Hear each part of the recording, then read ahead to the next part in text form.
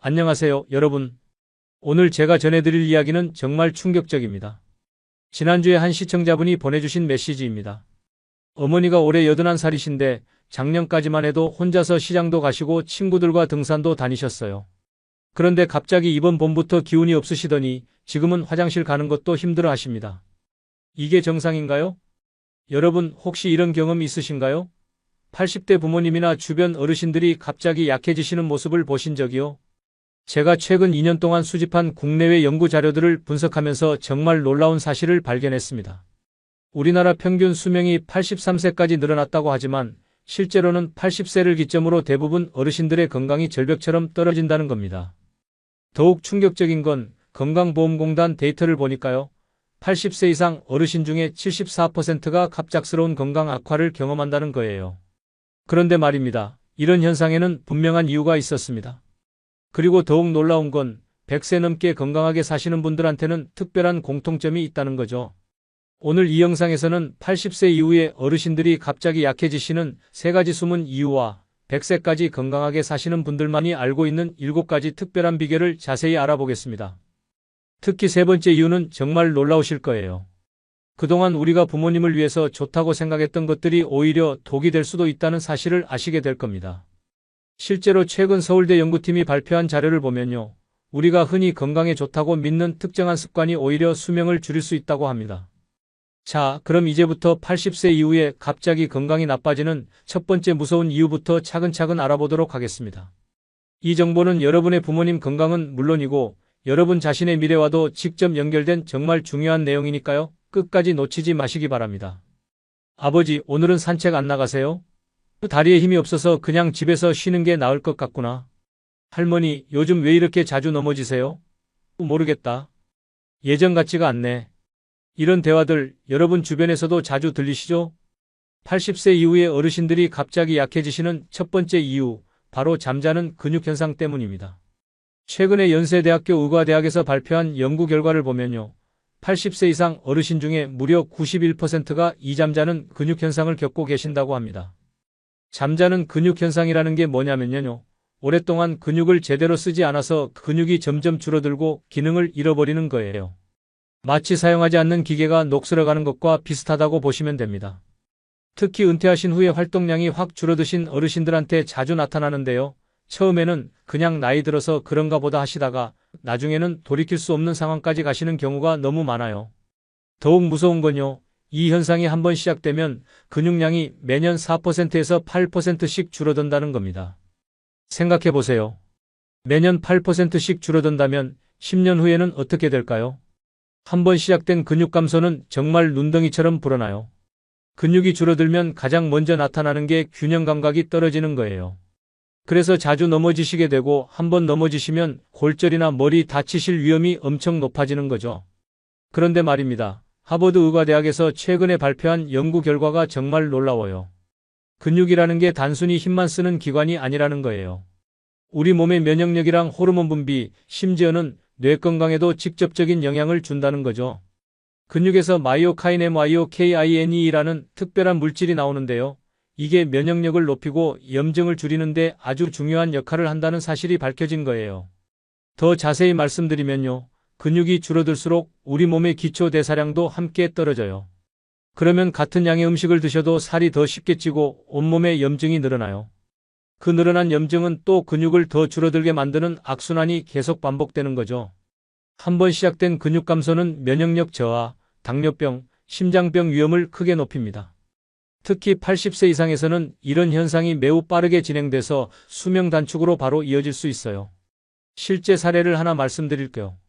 제가 아는 한 할아버지가 계세요. 81살이신데 작년까지만 해도 매일 아침 동네 한 바퀴 도시고 텃밭에서 농사도 지으셨어요.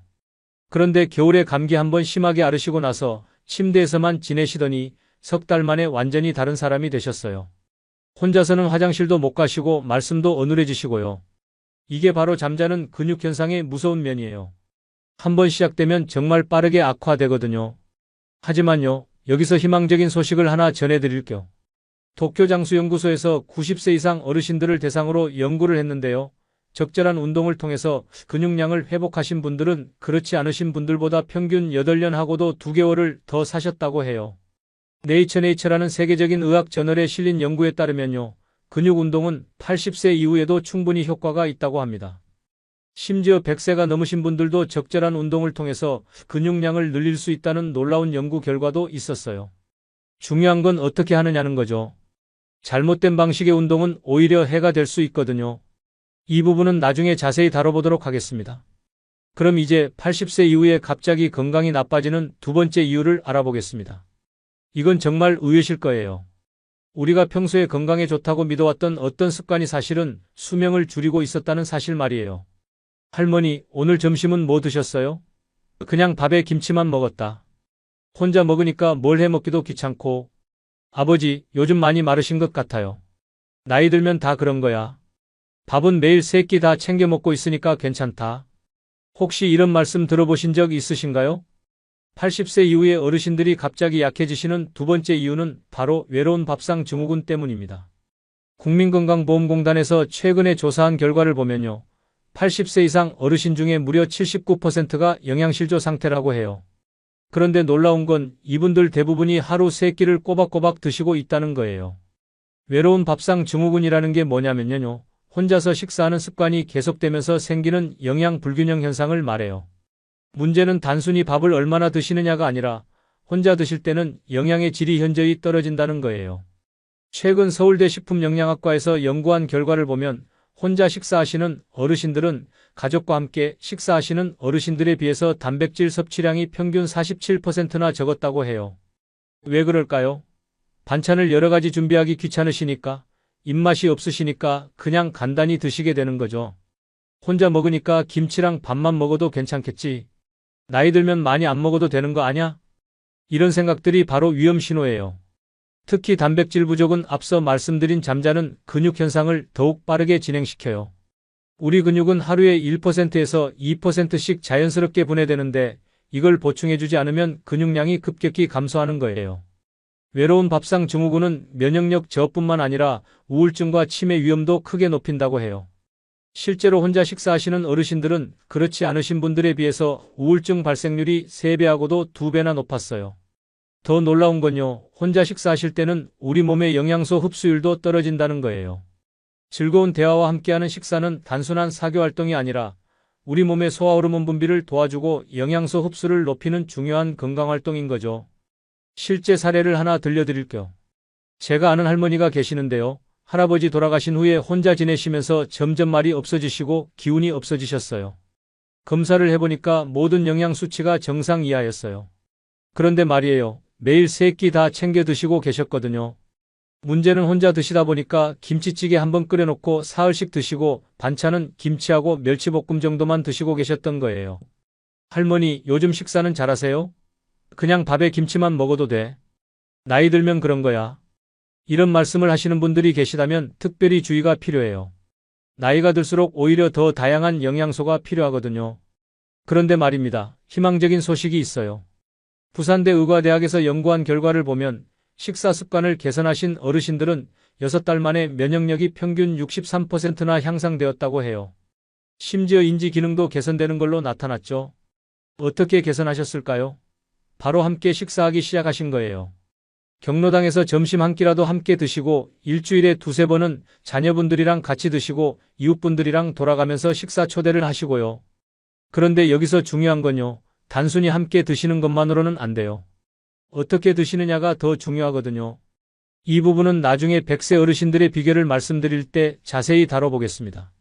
자, 그럼 이제 80세 이후에 건강을 급격히 악화시키는 세 번째 이유를 알아보겠습니다. 이건 정말 충격적이에요.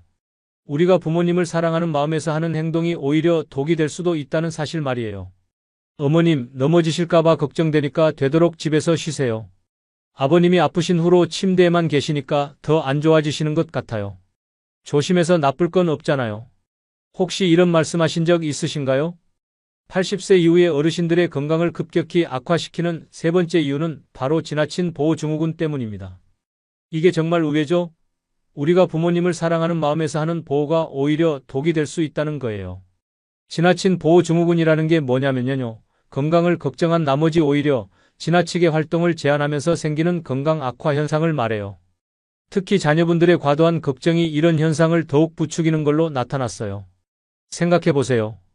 어르신들이 넘어질까봐 걱정돼서 움직임을 제한하는 것은 마치 불이 날까봐 집 전체 전기를 다 끊어버리는 것과 같아요. 놀랍게도요, 하루 종일 침대에서 지내는 것은 담배 피우는 것보다 더 해로울 수 있다는 연구 결과가 있어요. 영국 옥스퍼드 대학교 노인의학과에서 발표한 자료를 보면 하루 12시간 이상 누워 계시는 것은 매일 담배 한 갑을 피우는 것과 비슷한 수준으로 건강에 해롭다고 해요. 과도한 안정은 다음과 같은 심각한 문제들을 일으켜요. 첫째, 장시간 누워 계시는 생활은 뼈 밀도를 매달 최대 6%까지 감소시켜요. 이건 골다공증 위험을 엄청나게 높이는 원인이 되죠. 둘째, 더욱 심각한 건 심장 기능이 20%에서 30%까지 떨어진다는 거예요. 이는 평소보다 심장이 혈액을 덜 펌프질하게 되면서 나타나는 현상이에요. 셋째, 하루 종일 누워 계시는 생활은 인지 기능을 급격히 떨어뜨려요. 뇌로 가는 혈류량이 줄어들고 새로운 자극이 없어지기 때문이에요. 넷째, 우울증 위험이 4배나 증가해요. 활동량이 줄어들면서 도파민이랑 세로토닌 같은 행복 호르몬 분비가 줄어들기 때문이죠. 다섯째, 가장 위험한 건 폐렴 위험이 6배나 증가한다는 거예요. 누워있는 자세가 폐 속 분비물 배출을 어렵게 만들고 폐 기능을 떨어뜨리기 때문이에요. 실제 사례를 말씀드릴게요. 제가 아는 할아버지가 계시는데요. 83살이에요. 작년에 계단에서 한번 넘어지신 후에 딸분이 너무 걱정되셔서 아버지, 위험하니까 집에서만 계세요라고 하셨대요. 처음에는 며칠만 그러실 생각이었는데 점점 나가기가 무서워지시더니 석 달 후에는 아예 침대에서만 지내시게 되셨어요. 그러다가 폐렴에 걸리셔서 병원에 입원하시게 됐죠. 이게 바로 지나친 보호증후군의 무서운 면이에요. 그런데 말입니다. 실제로는 적절한 활동이 오히려 낙상 위험을 줄인다는 연구 결과들이 계속 나오고 있어요. 미국 스탠포드 대학교 최신 연구에 따르면 하루 30분의 가벼운 활동만으로도 80세 이상 어르신들의 수명이 평균 4년하고도 2개월 늘어났다고 해요. 심지어 90세 이후에 시작한 운동도 효과가 있었다는 놀라운 결과도 있었어요. 여기서 중요한 건 적절한 활동이에요. 무리한 운동은 오히려 해가 될 수 있어요. 그렇다면 어떻게 해야 할까요? 바로 이 질문에 대한 답이 100세까지 건강하게 사시는 분들의 특별한 비결 속에 숨어 있어요. 자, 이제부터는 정말 놀라운 내용입니다. 100세까지 건강하게 사시는 분들만이 알고 있는 7가지 특별한 습관을 하나씩 알아보겠습니다. 특히 첫 번째 습관은 방금 말씀드린 3가지 위험 요인을 모두 예방할 수 있는 놀라운 방법이에요. 100세까지 건강하게 사시는 분들만의 특별한 습관 7가지 중에서 첫 번째는 바로 자연 속 걸음 명상입니다. 걷기 운동이 그렇게 좋다던데 어떻게 시작해야 할지 모르겠어요. 매일 걷기만 해도 효과가 있을까요? 세계 각국의 100세 이상 장수하시는 분들의 습관을 분석한 결과 가장 많이 발견된 공통점이 바로 자연 속 걸음 명상이었어요. 자연 속 걸음 명상이라는 게 단순한 걷기 운동이 아니에요. 자연을 바라보며 천천히 걸으면서 깊은 호흡을 하는 걸 말해요. 놀랍게도 이 간단한 습관 하나로 앞서 말씀드린 3가지 위험 요인을 모두 예방할 수 있다고 해요. 일본 오키나와 장수연구소에서 매일 20분씩 자연 속 걸음 명상을 하신 80세 이상 어르신들을 조사한 결과를 보면요. 근육량 감소 속도가 71%나 줄어들었어요. 걸으면서 자연스럽게 전신 근육이 자극받고 근섬유가 활성화되기 때문이에요. 면역력은 53%나 상승했어요. 규칙적인 걷기와 깊은 호흡을 통해서 면역세포들의 활동이 활발해지고 혈액순환이 개선되면서 나타나는 효과예요. 더욱 놀라운 건 치매 위험이 58%나 감소한다는 거예요. 자연 속 걸음 명상 중에 뇌로 가는 혈류량이 늘어나고 자연을 바라보며 걷는 과정에서 뇌가 다양한 자극을 받기 때문이에요. 특히 우울증 개선율이 무려 77%에 달하는데 걷기 운동으로 인한 엔돌핀 분비 증가와 더불어 자연 속에서 느끼는 평온함이 정신 건강에 매우 긍정적인 영향을 미치기 때문이에요. 특히 주목할 점은 자연을 바라보며 걷는다는 거예요. 나무랑 꽃을 보며 걸으니까 마음이 편안해져요. 아침 공기를 마시면서 걸으면 하루가 달라져요. 손주랑 같이 산책하는 게 일과가 됐어요. 자연 속 걸음 명상의 놀라운 점은 바로 이런 심리적 안정감이에요. 스트레스 호르몬인 코르티솔이 감소하고 행복 호르몬인 세로토닌이 증가하면서 자연스럽게 면역력도 높아지게 돼요. 그럼 구체적으로 어떻게 시작해야 할까요? 아침 일찍 시작하는 게 좋아요. 이른 아침 공기가 가장 맑고 상쾌하며 하루의 시작을 활기차게 만들어 주거든요. 처음에는 5분부터 시작하세요. 무리하게 시작하면 오히려 의욕이 떨어질 수 있어요. 매일 1분씩 늘려가는 게 중요해요. 걷는 장소는 자연이 있는 곳을 선택하세요. 나무와 꽃, 새소리가 있는 환경은 스트레스 호르몬을 크게 줄이고 심리적 안정감을 줘요. 특히 걸을 때는 깊은 호흡을 함께 하는 게 매우 중요해요. 산소 공급을 원활하게 하고 몸속 노폐물 제거를 돕거든요. 깊은 호흡은 또한 뇌 속 혈류량을 늘려서 맑은 정신을 유지하는 데도 큰 도움이 돼요.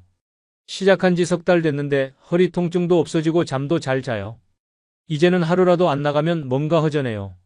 하지만 여기서 중요한 주의사항이 있어요. 무리한 운동은 오히려 해가 될 수 있기 때문에 반드시 단계적으로 시작해야 해요. 처음 일주일은 5분에서 10분 정도만 걸으세요. 그 다음 주에는 15분, 그 다음 주에는 20분 이런 식으로 점차 늘려가시면 돼요. 만약에 걷다가 숨이 많이 차거나 무릎이나 허리가 아프시면 즉시 중단하고 쉬세요. 아픔을 참고 하는 건 절대 금물이에요. 또 하나 중요한 건 편한 신발을 신으세요. 굽이 높거나 딱딱한 신발은 오히려 관절에 무리를 줄 수 있어요. 이제 두 번째 습관을 알아보겠습니다. 바로 함께하는 식탁의 마법이에요. 혼자 먹는 것보다 다른 사람과 함께 먹으니까 확실히 달라요. 이웃과 함께하는 식사, 이게 바로 장수의 비결이었던 것 같아요. 이탈리아 사르데냐 사디니어 섬의 100세 어르신들을 연구한 결과 다른 사람과 함께 식사하는 것만으로도 수명이 평균 5년하고도 3개월 늘어난다는 걸 발견했어요. 함께하는 식탁의 마법이라는 건 단순히 같이 밥을 먹는 게 아니에요. 대화를 나누며 즐겁게 식사하는 걸 의미해요. 함께 식사할 때 나타나는 건강상의 변화는 정말 놀라워요. 소화효소 분비량이 47% 증가해요. 즐거운 대화가 우리 몸의 소화 기능을 활성화시키기 때문이에요. 영양소 흡수율도 42% 향상돼요. 천천히 여유있게 식사하면서 음식이 충분히 소화될 시간이 확보되기 때문이에요. 특히 주목할 만한 점은 식후 혈당 조절 능력이 31% 개선된다는 거예요. 천천히 식사하면서 인슐린이 적절하게 분비되고 즐거운 대화로 인한 스트레스 호르몬 감소가 혈당 조절에 긍정적인 영향을 미치기 때문이에요. 더욱 놀라운 건 함께하는 식사가 우울증 위험을 18% 감소시킨다는 점이에요. 식사 중에 사회적 교류가 우리 뇌의 행복 호르몬 분비를 촉진하기 때문이에요. 치매 예방 효과도 52%나 상승하는데 식사 중의 대화가 뇌를 자극하고 인지 기능을 활성화시키는 것과 관련이 있다고 해요.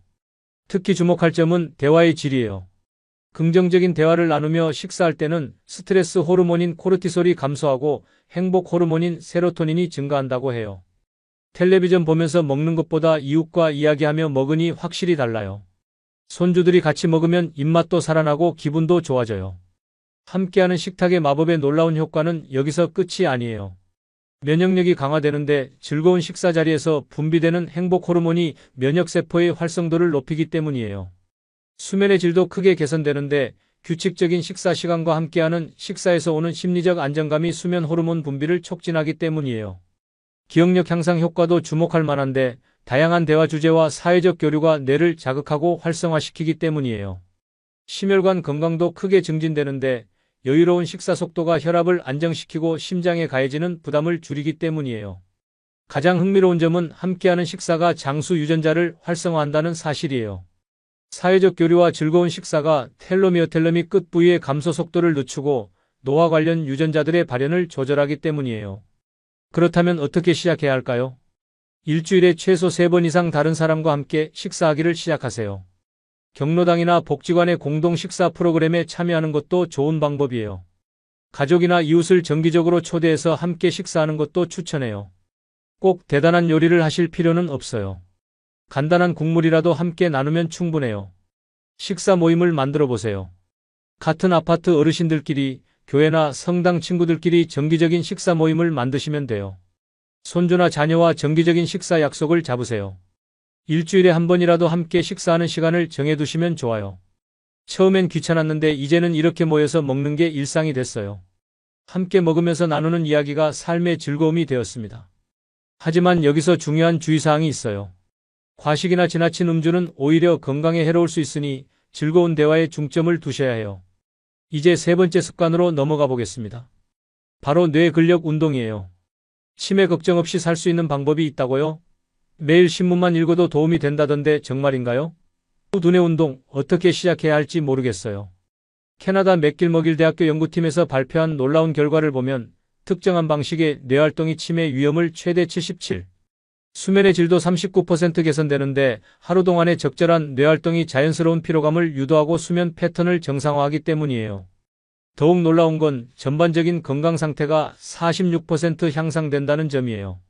활발한 뇌활동이 전신의 호르몬 균형을 맞추고 면역 체계를 강화하며 전반적인 신체 기능을 활성화시키는 것과 관련이 있어요. 특히 주목할 점은 새로움이에요. 익숙한 것을 반복하는 것보다 새로운 것을 배우는 게 훨씬 더 효과적이라고 해요. 손주한테 스마트폰 사용법 배우면서 더 젊어진 것 같아요. 외국어 배우기 시작하니까 기억력도 좋아지고 자신감도 생겼어요. 그림 그리기를 시작했는데 매일이 즐거워졌어요.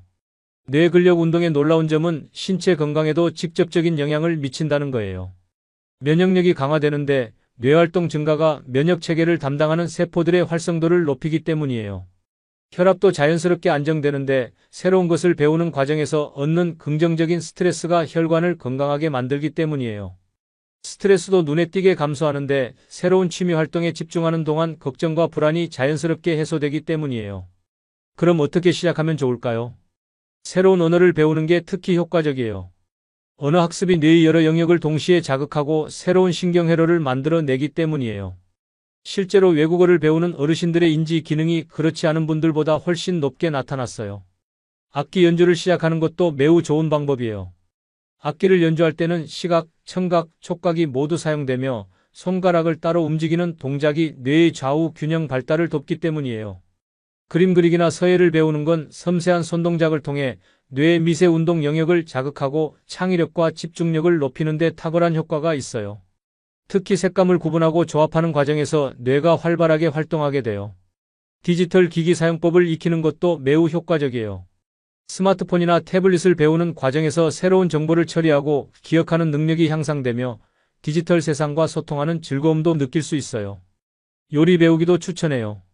새로운 요리법을 익히고 재료를 다루고 순서를 기억하는 과정이 모두 뇌를 자극해요. 게다가 완성된 요리를 가족과 나누는 즐거움도 있죠. 처음엔 어려웠지만 하다 보니 재미있어져요. 배우는 즐거움이 이렇게 클 줄 몰랐어요. 하지만 여기서 중요한 주의사항이 있어요. 무리한 학습은 오히려 스트레스가 될 수 있으니 즐거운 마음으로 천천히 시작하는 게 좋아요. 하루에 15분에서 30분 정도만 투자하세요. 너무 오래 하면 오히려 피로해질 수 있어요. 완벽하게 하려고 하지 마세요. 과정 자체가 중요한 거니까 실수해도 괜찮다는 마음가짐이 중요해요. 가족이나 친구와 함께 배우시면 더욱 좋아요. 서로 격려하고 도움을 주고받으면서 더 재미있게 배울 수 있어요. 이제 네 번째 습관을 알아보겠습니다. 바로 웃음 치료의 기적이에요. 웃음이 운동이 될 수 있다고요? 억지로 웃어도 효과가 있다는 게 정말인가요? 이렇게 즐거운 치료법이 있었다니. 인도의 웃음치료연구소에서 발표한 놀라운 연구 결과를 보면 하루 15분 웃음 치료를 실천한 어르신들의 평균 수명이 6년하고도 4개월 더 길었다고 해요. 웃음 치료라는 게 단순히 웃는 게 아니에요. 특별한 호흡법과 함께 의도적으로 웃음을 만들어내는 치료법을 말해요. 놀랍게도 억지로 웃더라도 진짜 웃음과 같은 효과가 있다고 해요. 도쿄의과대학 연구진의 연구 결과를 보면 웃음 치료의 효과가 과학적으로 입증되었어요. 면역력이 71% 증가하는데 웃을 때 면역세포의 활성도가 높아지고 면역글로불린 IMMUNOGLOBULIN이라는 항체 생성이 촉진되기 때문이에요. 스트레스 호르몬은 53% 감소하는데 웃음이 코르티솔 같은 스트레스 호르몬의 분비를 억제하고 대신 행복 호르몬인 세로토닌 분비를 촉진하기 때문이에요. 수면의 질도 42% 개선되는데 웃음으로 인한 신체적 정신적 이완 효과가 자연스러운 숙면을 유도하기 때문이에요. 특히 놀라운 건 통증 감소 효과가 50%에 달한다는 점이에요. 웃을 때 분비되는 엔돌핀이 천연 진통제 역할을 하며 전신의 근육이 이완되면서 만성 통증이 자연스럽게 감소하기 때문이에요. 처음엔 어색했는데 이제는 하루 중 가장 즐거운 시간이 되었어요. 아침에 웃음 치료하고 나면 하루가 달라져요. 다른 사람들과 함께하니 더 즐거워요. 웃음 치료는 다음과 같은 놀라운 효과가 있어요. 뇌 영양물질의 분비가 촉진되는데 이는 뇌신경세포를 보호하고 새로운 신경회로를 만드는 데 도움을 줘요. 심폐기능도 크게 강화되는데 웃을 때 자연스럽게 이루어지는 깊은 호흡이 폐 기능을 활성화하고 혈액순환을 개선하기 때문이에요. 전신의 근육도 자연스럽게 이완되는 효과가 있는데 웃음이 만들어내는 미세한 근육 진동이 마치 전신 마사지와 같은 효과를 내기 때문이에요. 특히 주목할 만한 건 치매 예방 효과인데 웃음이 뇌의 여러 부위를 동시에 자극하고 뇌 속 도파민 다포마인과 세로토닌 같은 신경 전달 물질의 분비를 촉진하기 때문이에요. 그럼 어떻게 시작해야 할까요? 아침에 일어나자마자 3분간 크게 웃어보세요. 처음엔 어색하더라도 괜찮아요. 거울을 보면서 하시면 더 효과적이에요. 웃을 때는 배에서부터 웃으세요. 하하하 소리를 내면서 배가 움직이도록 웃으시면 호흡 효과까지 볼 수 있어요. 가족이나 친구들과 함께 웃음 시간을 정해보세요. 함께 웃으면 효과가 배가 되고 더 오래 지속할 수 있어요. 재미있는 프로그램을 보면서 자연스럽게 웃는 것도 좋아요. 개그 프로그램이나 코미디 영화를 보면서 크게 웃으세요. 경로당이나 복지관에서 웃음 치료 프로그램이 있다면 참여해보세요. 전문가의 지도를 받으면서 체계적으로 배울 수 있어요. 이제 5번째 습관을 알아보겠습니다. 바로 마음 챙김 명상이에요. 명상이라고 하니까 어려울 것 같은데요. 종교랑 상관없이 할 수 있나요? 집중이 잘 안 되는데도 효과가 있을까요? 마음 챙김 명상은 종교와 상관없이 누구나 할 수 있는 건강법이에요. 단순히 현재 이 순간에 집중하는 연습을 하는 거예요. 하버드 의과대학에서 80세 이상 어르신들을 대상으로 연구한 결과 하루 10분씩 마음 챙김 명상을 하신 분들의 뇌 나이가 평균 15살 젊어진 것으로 나타났어요. 마음 챙김 명상의 효과는 정말 놀라워요. 혈압이 23% 감소하는데 명상을 통한 깊은 이완이 혈관의 긴장을 풀어주기 때문이에요. 불안과 우울감이 41% 줄어드는데 현재 순간에 집중하면서 걱정과 근심에서 벗어날 수 있기 때문이에요. 집중력과 기억력이 37% 향상되는데 명상이 뇌의 주의 집중 능력을 기르고 해마 히포캠퍼스 영역을 활성화시키기 때문이에요. 수면의 질도 53% 개선되는데 마음이 평온해지면서 자연스럽게 깊은 잠에 들 수 있어요. 가장 놀라운 건 면역력이 62% 강화된다는 점이에요. 명상을 통한 스트레스 해소가 면역 체계 전반을 활성화시키기 때문이에요. 그럼 어떻게 시작해야 할까요? 편안한 자세로 앉으세요. 의자에 앉거나 바닥에 앉아도 좋아요. 등을 곧게 펴되 긴장하지는 마세요. 눈을 감고 자연스럽게 숨을 쉬세요. 특별히 조절하려고 하지 말고 그냥 숨이 들어오고 나가는 것을 느껴보세요. 처음에는 5분부터 시작하세요. 점차 시간을 늘려서 20분 정도까지 하시면 돼요. 생각이 떠오르면 그냥 흘려보내세요. 아, 생각이 떠올랐구나 하고 인정한 후 다시 호흡에 집중하시면 돼요. 완벽하게 하려고 하지 마세요. 처음에는 잡념이 많이 들어와도 괜찮아요. 계속 연습하다 보면 자연스럽게 집중력이 늘어나요. 처음엔 생각이 많이 떠올라서 힘들었는데 이제는 마음이 정말 평온해져요. 명상하고 나면 하루가 여유롭게 느껴져요. 이제 6번째 습관을 알아보겠습니다. 바로 따뜻한 인간관계 만들기예요. 나이 들면 친구 사귀기가 어려워요. 새로운 사람들과 어떻게 친해질 수 있을까요? 혼자 지내는 게 편하긴 한데 건강에는 안 좋은 것 같아요. 세계적인 장수 지역으로 유명한 그리스의 이카리아 IKARIA 섬 주민들을 연구한 결과 100세 넘게 사시는 분들의 가장 큰 특징이 바로 풍부한 인간관계였다고 해요. 따뜻한 인간관계가 건강에 미치는 영향은 정말 놀라워요. 외로움을 느끼지 않는 어르신들은 그렇지 않은 분들에 비해 평균 수명이 7년하고도 8개월 더 길었어요. 심장병 위험이 36% 감소하는데 사회적 지지와 정서적 안정감이 심혈관 건강을 크게 개선하기 때문이에요. 치매 위험도 45% 줄어드는데 다양한 사람들과의 대화와 교류가 뇌를 지속적으로 자극하기 때문이에요. 우울증 발생률은 58%나 감소하는데 정기적인 사회적 접촉이 행복 호르몬 분비를 촉진하기 때문이에요. 가장 놀라운 건 면역력이 73% 강화된다는 점이에요. 따뜻한 인간관계에서 오는 정서적 안정감이 면역 체계 전반을 활성화시키기 때문이에요. 이웃 할머니랑 매일 산책하면서 이야기하니까 하루가 즐거워요. 교회에서 만난 친구들이 제 삶의 활력소가 되었어요. 손주들이 자주 와서 이야기해주니까 세상 돌아가는 걸 알 수 있어요. 그럼 어떻게 새로운 인간관계를 만들 수 있을까요? 동네 경로당이나 복지관의 프로그램에 참여해보세요. 같은 관심사를 가진 분들을 자연스럽게 만날 수 있어요. 취미 동아리에 가입하는 것도 좋은 방법이에요. 등산, 노래, 댄스, 요리 등 관심 있는 활동을 함께 하다 보면 자연스럽게 친해져요. 종교 활동에 참여하는 것도 추천해요. 교회, 성당, 사찰, 성당 등에서 정기적으로 모이는 모임들이 있어요. 자원봉사 활동을 시작해보세요.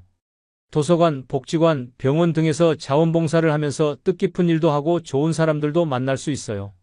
평생교육원이나 문화센터의 강의를 들어보세요. 새로운 것을 배우면서 동시에 새로운 사람들을 만날 수 있어요. 동네 카페나 공원에서 규칙적으로 시간을 보내세요.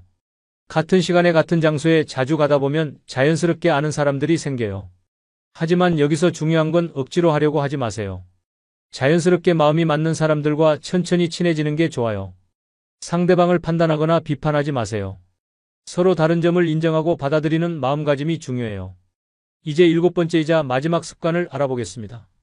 바로 황금 잠의 비밀이에요. 잠만 잘 자도 건강해질 수 있다고요? 할머니가 새벽잠이 없어지셨는데 문제인가요? 수면의 질이 이렇게 중요한 줄 몰랐어요. 스탠포드 대학교 수면 연구소에서 발표한 연구 결과에 따르면 80세 이상 어르신의 수명을 결정하는 가장 큰 요인이 바로 수면의 질이라고 해요.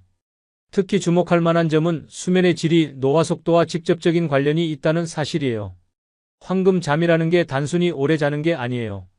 일정한 시간에 자고 깨면서 수면의 질을 높이는 걸 말하는데 이는 마치 우리 몸의 시계를 다시 맞추는 것과 같아요.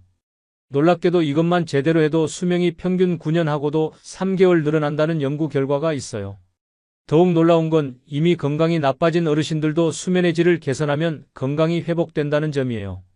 하버드 의과대학 연구진의 발표에 따르면 질 좋은 수면은 치매 위험을 72% 감소시키는데 이는 우리 뇌 속 독소를 제거하는 과정과 관련이 있어요. 면역력이 63% 증가하는데 수면 중에 우리 몸의 면역세포들이 활발하게 활동하기 때문이에요. 당뇨병 예방 효과는 37%에 달하는데 수면이 혈당 조절에 직접적인 영향을 미치기 때문이에요. 더불어 암 발생률도 23% 감소하는 것으로 나타났어요. 가장 중요한 건 수면 시간이 아니라 수면의 질이라는 점이에요.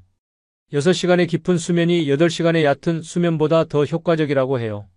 이는 우리 몸의 회복 시스템과 깊은 관련이 있는데 깊은 수면 중에는 성장 호르몬 분비가 활발해지고 세포 재생이 일어나기 때문이에요. 그럼 어떻게 하면 수면의 질을 높일 수 있을까요? 매일 같은 시간에 자고 일어나는 게 가장 중요해요. 이는 우리 몸의 생체 시계를 규칙적으로 맞추는 효과가 있어요. 자기 2시간 전부터는 블루라이트를 피하세요. 스마트폰, 텔레비전, 컴퓨터 화면이 수면 호르몬인 멜라토닌 분비를 방해하거든요. 침실 온도는 18도에서 22도로 유지하는 게 좋아요. 이는 우리 몸이 가장 편안하게 느끼는 수면 온도이기 때문이에요. 저녁 식사는 취침 3시간 전에 끝내세요. 소화 활동이 수면을 방해하지 않도록 하기 위해서인데 특히 위산 역류를 예방하는 데 도움이 돼요. 낮잠은 30분 이내로 제한하세요. 이보다 길어지면 밤잠에 영향을 줄 수 있어요. 잠자리에 들기 전에 따뜻한 물로 샤워하거나 족욕을 하세요. 체온이 살짝 올라갔다가 내려가면서 자연스럽게 잠이 와요. 침실은 최대한 어둡게 하세요. 작은 불빛도 수면의 질에 영향을 줄 수 있어요. 편안한 잠옷을 입고 침구도 자주 갈아주세요. 깨끗하고 편안한 잠자리가 수면의 질을 높여요. 황금 잠의 놀라운 효과는 여기서 끝이 아니에요. 기억력이 향상되는데 수면 중에 우리 뇌가 그날의 기억을 정리하고 저장하기 때문이에요. 혈압이 안정되는 것은 심장이 충분한 휴식을 취하기 때문이며 전신의 염증이 감소하는 것은 수면 중 우리 몸의 면역 시스템이 활발하게 작동하기 때문이에요. 호르몬 균형이 회복되고 체중 조절에도 효과가 있다는 것이 최근 연구를 통해 밝혀졌어요. 규칙적으로 자고 일어나니까 몸이 정말 가벼워졌어요. 깊게 잠을 자고 나면 하루가 상쾌하게 시작돼요. 수면의 질이 좋아지니까 낮에도 더 활기차요. 지금까지 우리는 80세 이후에 건강이 급격히 나빠지는 3가지 위험한 이유와 100세까지 건강하게 살기 위한 7가지 특별한 습관들을 알아보았습니다. 이 모든 내용들은 세계적인 연구진들의 연구 결과를 바탕으로 한 것이며 누구나 오늘부터 시작할 수 있는 것들이에요. 특히 이런 습관들은 나이가 들수록 효과가 더욱 커진다는 점이 놀라워요. 첫째, 자연 속 걸음 명상을 통해 근육을 깨우고 마음을 평온하게 하세요. 둘째, 함께하는 식탁의 마법으로 영양도 채우고 외로움도 달래세요. 셋째, 뇌근력 운동으로 새로운 것을 배우며 젊은 정신을 유지하세요. 넷째, 웃음 치료의 기적으로 스트레스를 날리고 면역력을 높이세요. 다섯째, 마음 챙김 명상으로 내면의 평화를 찾으세요. 여섯째, 따뜻한 인간관계로 삶의 의미와 즐거움을 더하세요. 일곱째, 황금 잠의 비밀로 몸과 마음을 완전히 회복시키세요. 처음부터 모든 걸 완벽하게 할 필요는 없어요. 오늘부터 하나씩 천천히 시작해보는 건 어떨까요? 가장 쉬운 것부터 시작하세요. 매일 아침 5분간 집 주변을 걸어보거나 이웃과 함께 차 한잔 나누어 보거나 잠자리에 들기 전에 오늘 하루 감사한 일세 가지를 떠올려 보세요. 작은 변화가 큰 기적을 만들어낼 거예요. 건강한 100세를 향한 여정은 바로 지금 여러분의 작은 선택으로부터 시작됩니다. 여러분도 이제 건강한 100세 인생을 시작해 보세요. 분명히 할 수 있어요. 다음 영상에서는 더욱 구체적이고 실용적인 건강 정보와 함께 찾아뵙겠습니다. 여러분이 궁금해하시는 내용들을 더 자세히 다뤄보겠어요. 구독과 좋아요 버튼을 눌러주시면 더 많은 분들께 이 소중한 정보를 전할 수 있어요. 끝까지 시청해주셔서 정말 감사합니다. 구독자 여러분의 건강하고 행복한 노후를 진심으로 응원하겠습니다. 오늘도 건강한 하루 되세요. 감사합니다.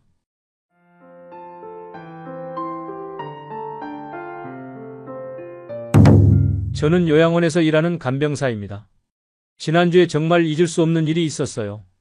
88세의 김순희 할머니께서 갑자기 제 손을 잡고 눈물을 흘리시면서 이렇게 말씀하신 거예요. 젊은이, 내가 너무 늦게 깨달은 게 있어. 너는 절대 나처럼 후회하지 마. 그날 할머니는 평소와 다르게 많은 이야기를 해주셨어요. 80년을 살아오면서 정말 뼈아프게 깨달은 5가지 인생의 진실에 대해서요. 처음엔 그냥 어르신의 옛날 이야기려니 했는데 듣다 보니 정말 중요한 이야기더라고요.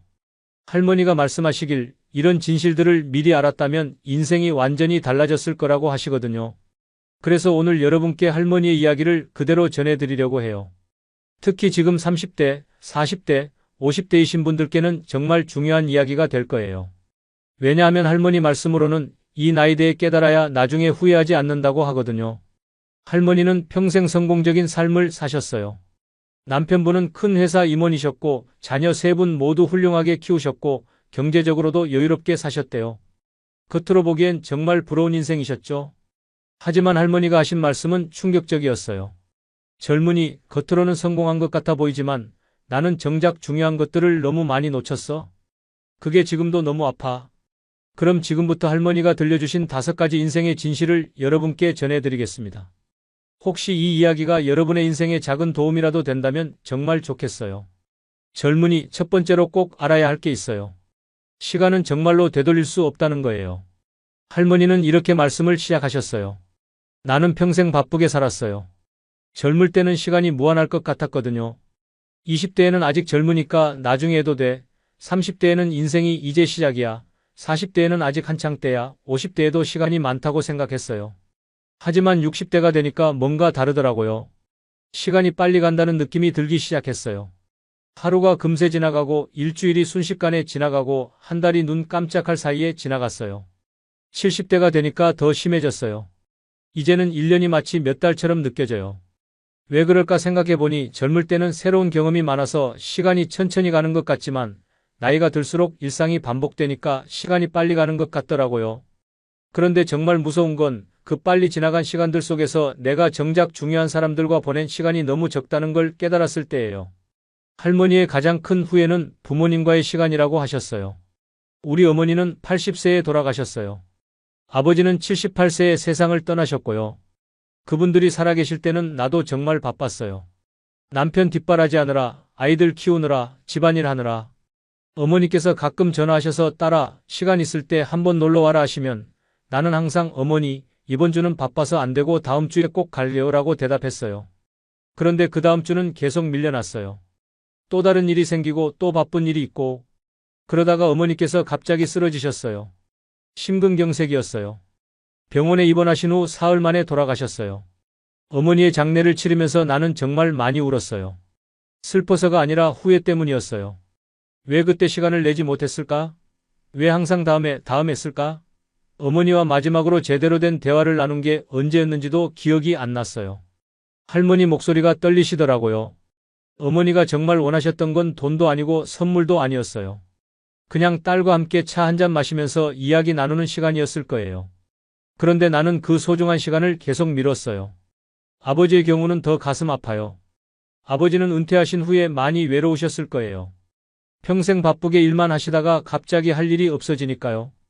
가끔 딸아, 오늘 날씨가 좋네. 같이 산책이라도 할까? 하고 말씀하셨는데 나는 항상 아버지, 저 오늘 친구들이랑 약속이 있어서요. 다음에 꼭 같이 걸어요라고 했어요. 그런데 그 다음은 오지 않았어요. 아버지께서 갑자기 치매 증상을 보이기 시작하셨거든요. 처음에는 가벼운 건망증 정도였는데 점점 심해지셔서 나중에는 저를 알아보지도 못하셨어요. 그때서야 정말 늦었다는 걸 깨달았어요. 아버지와 함께 산책할 수 있는 시간은 영원히 지나가 버린 거예요. 할머니가 자녀들과의 관계에서도 같은 실수를 반복하셨다고 해요. 아이들이 어릴 때는 정말 귀여웠어요. 큰딸이 처음 엄마라고 불렀을 때의 감동을 지금도 기억해요. 둘째 아들이 제 치마 끝을 잡고 엄마 사랑해라고 말했을 때의 기쁨도 잊을 수 없어요. 하지만 그때 나는 너무 바빴어요. 집안일도 해야 하고 남편 뒷바라지도 해야 하고 시댁 일도 신경 써야 했어요. 아이들에게는 엄마가 지금 바빠. 나중에 놀아줄게라고 말하곤 했어요. 아이들이 초등학교 다닐 때 운동회에 한 번도 참석하지 못했어요. 항상 다른 일이 있었거든요. 발표회도 마찬가지였어요. 다음에는 꼭 갈게라고 약속했지만 그 다음에도 또 다른 일이 생겼어요. 큰딸이 중학교에 입학할 때도 저는 시댁 제사 준비 때문에 참석하지 못했어요. 둘째 아들이 고등학교를 졸업할 때도 친정 어머니가 아프셔서 병원에 있었어요. 그때마다 미안하다. 엄마가 너희들을 위해서 열심히 살고 있는 거야 라고 말했어요. 아이들도 괜찮아요. 엄마라고 이해해줬어요. 하지만 지금 생각해보면 그것이 정말 아이들을 위한 것이었을까요? 아이들이 정말 원했던 건 비싼 옷이나 좋은 음식이 아니라 엄마와 함께 보내는 시간이었을 거예요. 할머니 표정이 정말 슬퍼 보이셨어요. 운동회에서 다른 아이들은 엄마가 응원해주는데 자기만 혼자였을 때의 서운함, 발표회에서 자기 차례가 되었는데 엄마가 없었을 때의 실망감을 나는 몰랐어요. 지금 제 자녀들은 모두 결혼해서 각자의 가정을 꾸리고 살고 있어요. 손자, 손녀도 있고요. 하지만 아이러니하게도 이제 제게는 시간이 많은데 아이들은 바빠서 자주 만나기 어려워요. 큰딸은 일주일에 한 번 정도 안부 전화를 해요. 어머니 안녕하세요? 건강하세요? 짧은 통화예요. 바쁘니까요. 둘째 아들은 한 달에 한 번 정도 아이들과 함께 놀러 와요. 하지만 아이들 돌보느라 바빠서 저와 긴 대화를 나누기는 어려워요. 가끔 제가 먼저 연락해서 시간 있을 때 한 번 놀러 와라고 말해요. 그러면 아이들이 네 어머니, 이번 주는 바빠서 안 되고 다음 주에 꼭 갈게요 라고 대답해요. 예전에 제가 제 어머니께 했던 말과 똑같아요. 그때 깨달았어요. 시간은 정말로 되돌릴 수 없다는 것을, 지나간 순간은 아무리 후회해도 다시 올 수 없다는 것을. 하지만 할머니는 여기서 멈추지 않으시고 희망적인 조언도 해주셨어요. 젊은이, 나는 너무 늦게 깨달았지만 너희들은 아직 시간이 있어요. 지금이라도 소중한 사람들과 시간을 보내세요. 부모님이 살아계시다면 오늘 당장 안부 인사라도 드리세요. 자녀가 있다면 스마트폰을 내려놓고 아이와 눈을 마주치며 대화해 보세요. 나중에라는 말을 너무 자주 쓰지 마세요.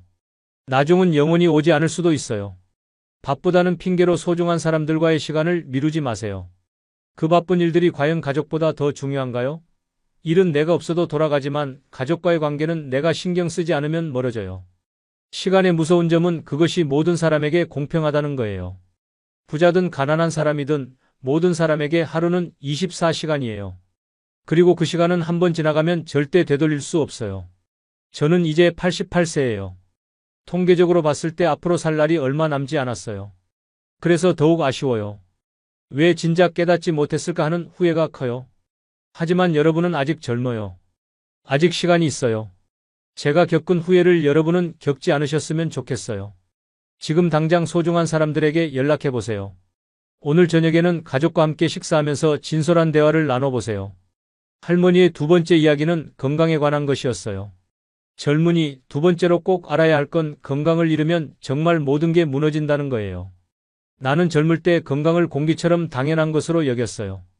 밤새 일을 해도 다음날 멀쩡했고 무리해도 금세 회복됐어요. 건강은 젊을 때 미천이라는 어른들 말씀을 들어도 그저 잔소리 정도로 생각했죠. 20대, 30대에는 체력이 넘쳤어요. 밤새 집안일을 하고도 다음날 또 할 수 있었어요. 40대, 50대에도 큰 문제 없이 지냈어요. 문제는 60대부터 시작됐어요. 남편 사업을 도우느라 정말 바쁘게 살았어요. 스트레스도 엄청났고요. 그런 생활을 10년 정도 계속했을 때 몸에 이상 신호가 나타나기 시작했어요. 처음에는 단순한 피로감이었어요. 요즘 일이 많아서 그런가 보다라고 생각했죠. 그 다음은 소화불량이었어요. 스트레스 때문일 거야 라고 넘겼어요. 잠도 잘 오지 않았어요. 밤에 누워도 걱정 때문에 잠들기 어려웠어요. 나중에 여유로워지면 다 괜찮아질 거야 라고 자위했어요. 식사도 불규칙했어요. 아침은 거르고 점심은 빨리 먹고 저녁은 늦게 먹거나 아예 안 먹는 날도 있었어요. 나중에 건강관리를 제대로 하지라고 생각했어요. 65세가 되던 해 정기건강검진에서 처음으로 이상 소견이 나왔어요. 혈압이 높았고 혈당도 높았어요. 의사 선생님이 생활 습관을 바꾸셔야 합니다라고 말씀하셨지만 저는 진지하게 받아들이지 않았어요. 좀 바쁘게 살아서 그런 거 아닐까? 약만 먹으면 되겠지라고 생각했어요. 하지만 상황은 점점 악화됐어요. 68세에는 당뇨 진단을 받았어요. 70세에는 고지혈증도 생겼어요. 그래도 여전히 약만 잘 먹으면 되라고 안일하게 생각했어요. 진짜 충격은 73세에 받은 정밀 검진에서였어요. 의사 선생님이 심각한 표정으로 말씀하시더라고요. 신장 기능이 많이 떨어졌습니다. 당뇨 합병증이 시작된 것 같아요. 즉시 치료를 받으셔야 합니다. 그때까지도 저는 별일 아니라고 생각했어요. 요즘 병원들이 환자를 겁주는 거 아니야? 라고 말이죠. 하지만 정밀검사 결과는 충격적이었어요. 당뇨 합병증으로 신장뿐만 아니라 눈에도 문제가 생겼다는 거였어요. 심장에도 이상이 있었고요. 병원에서 치료를 받는 동안 저는 정말 많은 것을 깨달았어요. 할머니가 눈물을 글썽이시더라고요. 우선 그토록 중요하게 여겼던 일들이 아무 의미 없어졌어요. 집안일이 걱정되긴 했지만 정작 제가 없어도 집은 돌아갔어요. 결국 제가 그렇게 없어서는 안 될 사람이 아니었던 거죠. 병원 침대에 누워서 천장을 바라보며 내가 지금까지 뭘 위해 이렇게 살았나라는 생각이 들었어요. 가족을 위해서 건강을 망쳤는데 그게 무슨 소용이 있을까요? 건강하지 않으면 아무것도 할 수 없는데 말이에요. 두 번째로 깨달은 것은 돈의 무력함이었어요. 그동안 돈만 있으면 모든 걸 해결할 수 있다고 생각했는데 건강 문제 앞에서는 돈도 별 소용이 없더라고요. 물론 좋은 병원에서 좋은 치료를 받을 수는 있었지만 이미 망가진 몸을 원래대로 되돌릴 수는 없었어요. 가장 힘들었던 것은 가족들에게 부담을 주게 된 거였어요. 남편은 매일 병원에 와서 간병을 해줬지만 그 얼굴에서 깊은 피로와 걱정을 읽을 수 있었어요. 자녀들도 번갈아가며 병문안을 왔지만 각자의 일과 가정 때문에 오래 머물 수는 없었죠. 특히 남편이 힘들어하는 모습을 보니까 정말 미안했어요. 그동안 저는 집안일에만 매달려서 남편에게 관심을 별로 기울이지 않았어요. 그런데 제가 아프니까 남편이 모든 것을 감당해야 했어요. 병원 일도 집안일도 모든 연락도 다 남편 몫이었어요. 남편은 한 번도 원망하는 소리를 하지 않았어요. 하지만 그래서 더욱 미안했어요. 치료 과정도 쉽지 않았어요. 당뇨 합병증 치료를 위해서는 강한 약물을 써야 했는데 부작용이 심했어요. 입맛이 없어져서 좋아하던 음식도 먹을 수 없었고 조금만 움직여도 숨이 차서 일상생활이 어려웠어요. 더 힘든 것은 정신적인 고통이었어요. 내가 언제까지 살 수 있을까? 가족들에게 짐이 되는 건 아닐까? 지금까지 내 인생은 의미가 있었을까? 같은 생각들이 머릿속을 맴돌았어요. 눈 치료도 받아야 했어요. 당뇨 합병증으로 망막에 출혈이 생겨서 레이저 치료를 받았어요. 시력이 점점 나빠져서 신문이나 책을 읽기 어려워졌어요. 그동안 읽기를 좋아했던 저에겐 큰 고통이었어요. 1년간의 치료 끝에 어느 정도 상태가 안정됐어요. 하지만 예전 같은 건강을 되찾을 수는 없었어요. 매일 아침 저녁으로 여러 가지 약을 먹어야 했고 한 달에 2번씩 병원에 가서 검사를 받아야 했어요. 음식도 가려서 먹게 됐고 단 음식은 완전히 끊어야 했어요.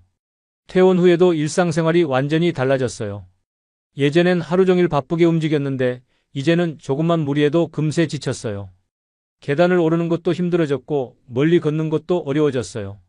좋아하던 등산도 포기해야 했어요. 가장 힘든 것은 가족들에게 부담을 주게 된 거였어요. 남편은 제 병원 일정을 관리하고 약 챙기는 일까지 해야 했어요. 자녀들도 틈틈이 안부를 확인해야 했고 응급 상황에 대비해야 했어요. 제가 가족의 보호자가 아니라 보호받아야 할 사람이 된 거예요. 하지만 할머니는 이런 경험을 통해 깨달은 것도 많다고 하셨어요.